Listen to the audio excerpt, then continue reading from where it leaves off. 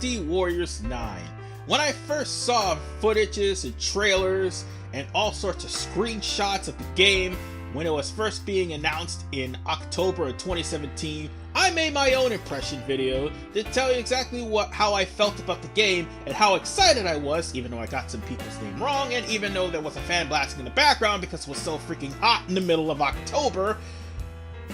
I practically was stoked for how the game was working. I mean, you siege castles, you use the grappling hook to climb over walls, you could call your horse, you could snipe enemies, you could even go to hideaways and camping grounds and things of that nature. I was stoked for all of that. There was some things, however, I wasn't stoked for. The DLC being one of them, the other being the clone weapons making a return, and also open world. Oh boy. Do I have a lot to say about that in this review? And when we do get to that point, I will. But, needless to say, this game at first would have been made solely to try to please game journalists. And we all know what happened the last time they tried to do that.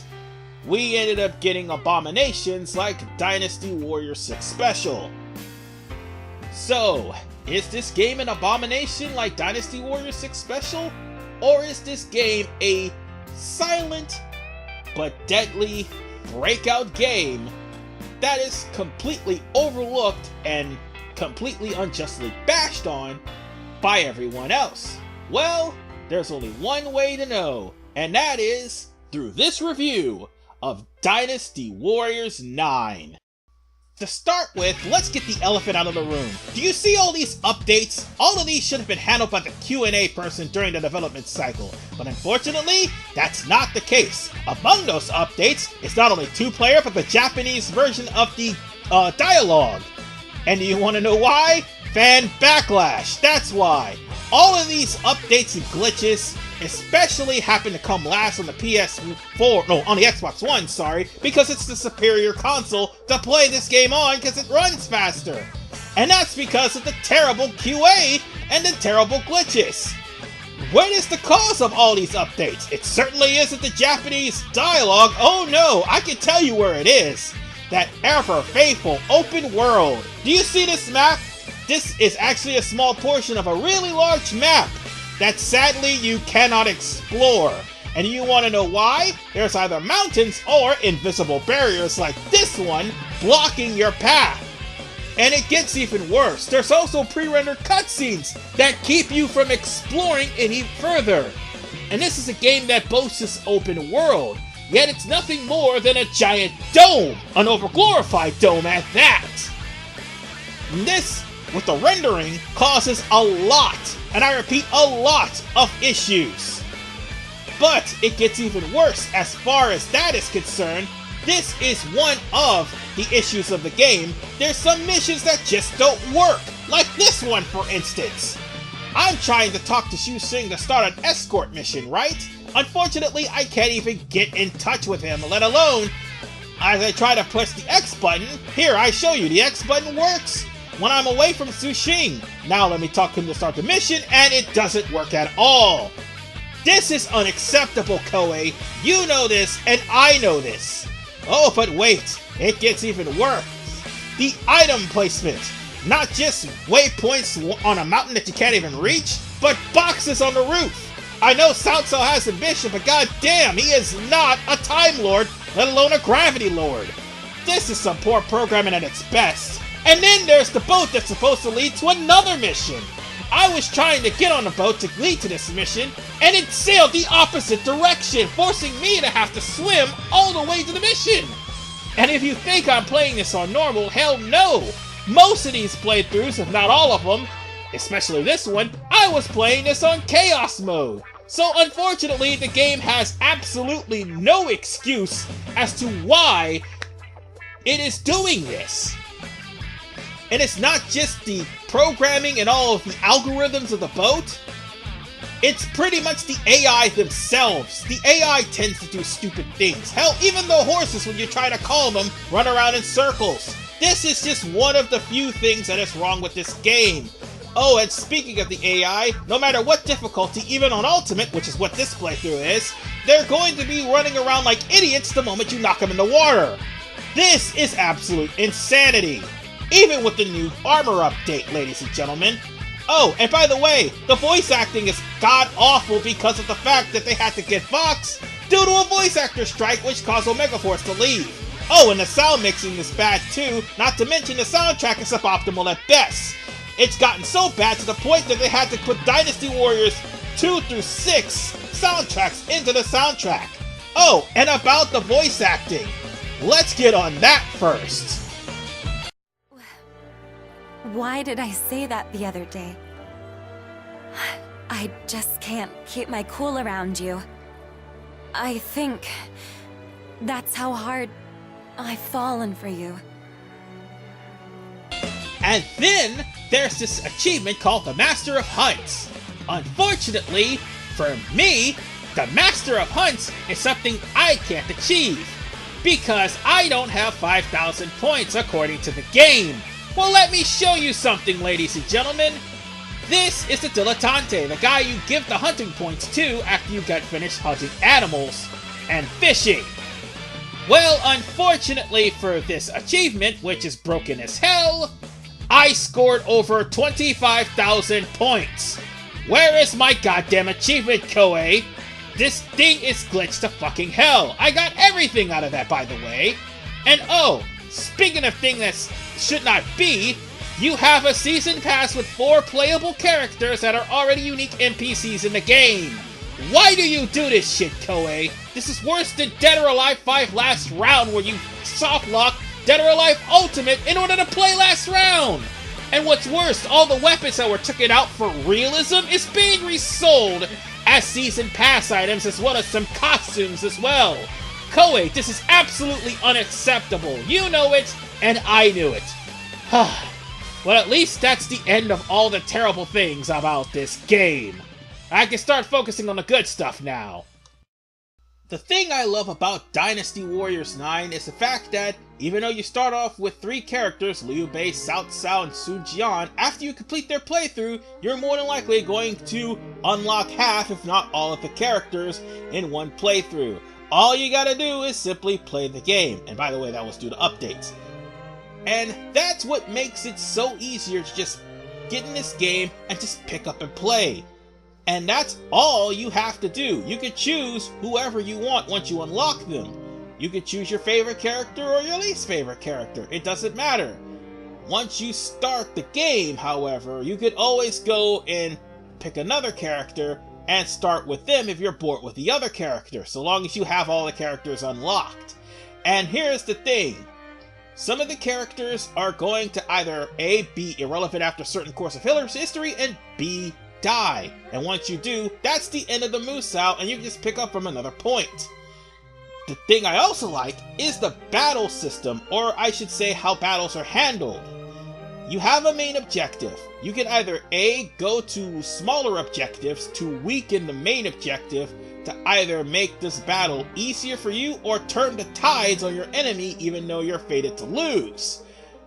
Or you could go to the Master Sniper or the Arena and get yourself at least a lot of weapons by doing so. Hell, you can even take on quests, not just in the town, but also in bases.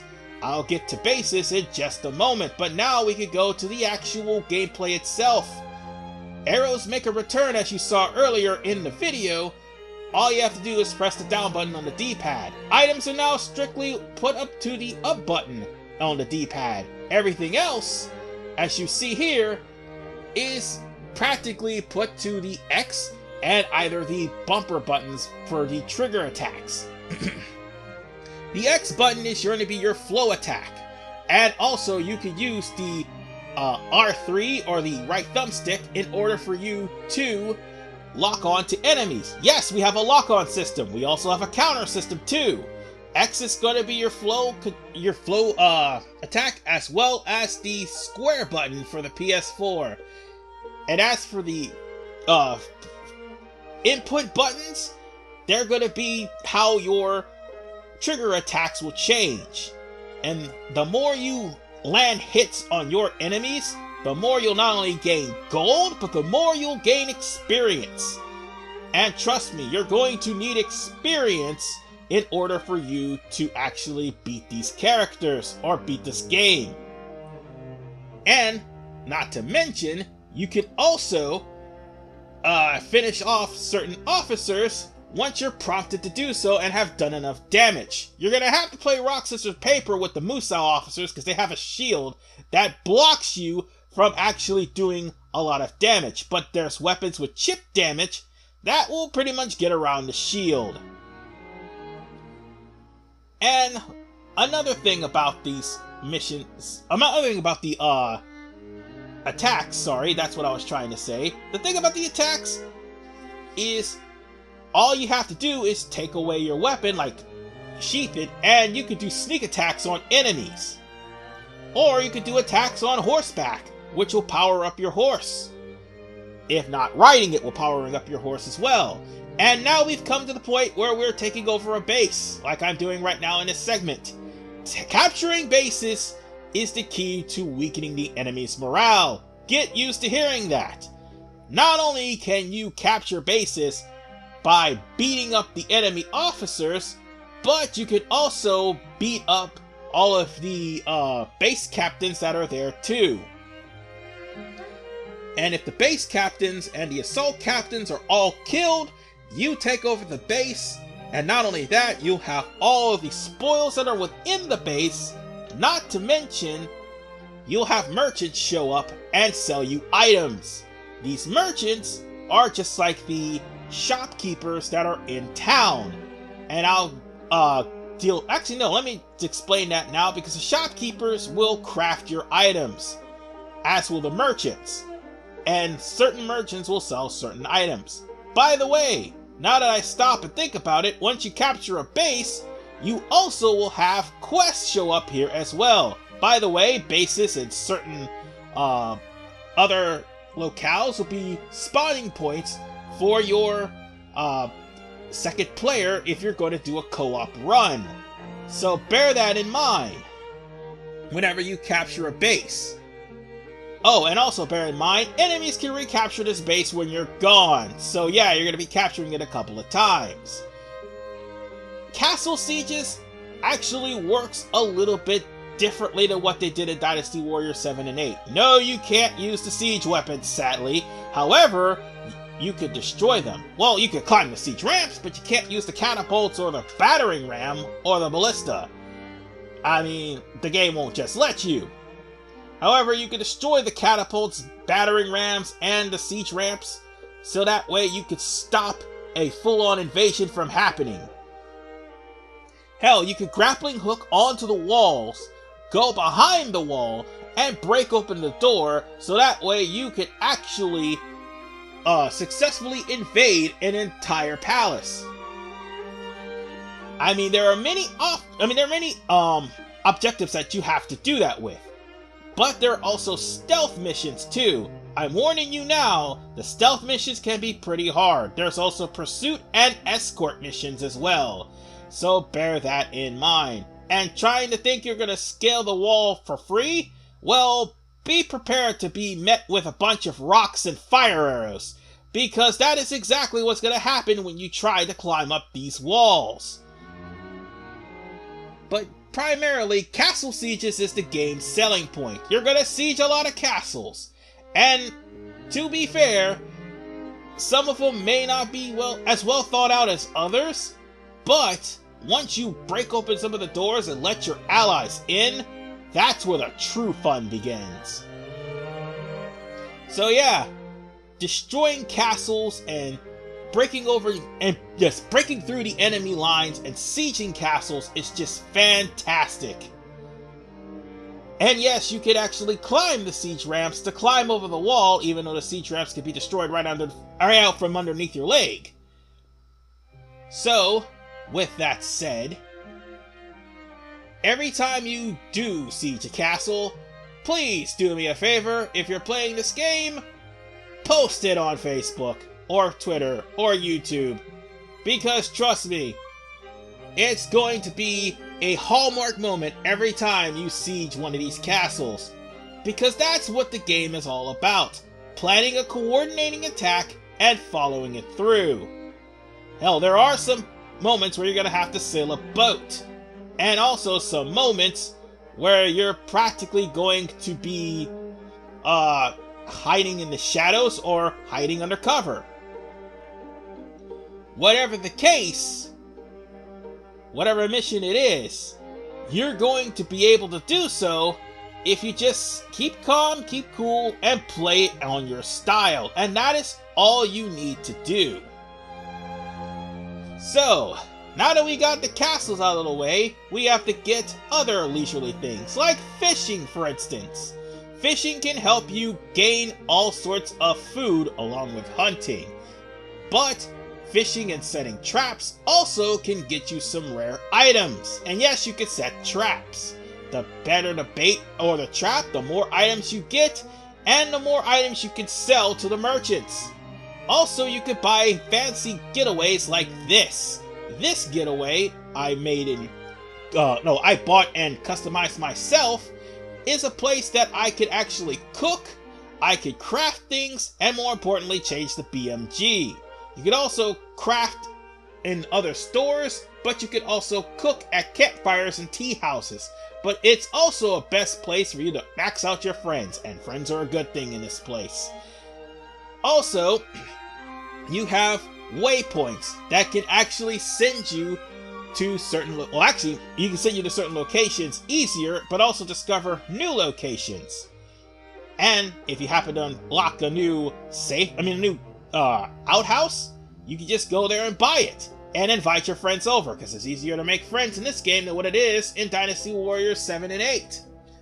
Hell, there are watchtowers that can not only find new locations like towers and houses and campfires and scenic routes, but also can find some elements for you to pick up, like all the sorts of minerals, the food, and all sorts of ingredients for you to cook and craft. And speaking of crafting, coming to the coin collector after you get enough rare coins, you can come in and buy some of the best equipment and the best weapons in the game without having to go through bullshit objectives. As a matter of fact, you could go straight to the blacksmith after you get the best weapon in the game and craft it right then and there, provided you have the minerals for it. But once you do, you have the best weapon in the game and all of the gems that you could use for said weapon. And crafting these gems will make things a whole lot easier for your entire quest. Yeah, it may seem like playing an overpowered character, but you know what? That's what New Game Plus is for. And as horses, you can just simply buy from the stables, and once you unlock them, well, guess what? They'll be yours permanently. I already have Shadowrunner, but I don't have red hair. That's kinda messed up. But with all the good things, I still recommend this game despite all the terrible things that is in the game. And you wanna know why? Because it's a pick up and play game. I would definitely recommend you start with this game first, and then work your way back. And you can see how totally different this game is compared to what the journalist keeps saying about it being the same game every single installment. I promise you, it's different. So with that said, ladies and gentlemen, I'm RPMan985. Do pick up this game. It's totally worth it.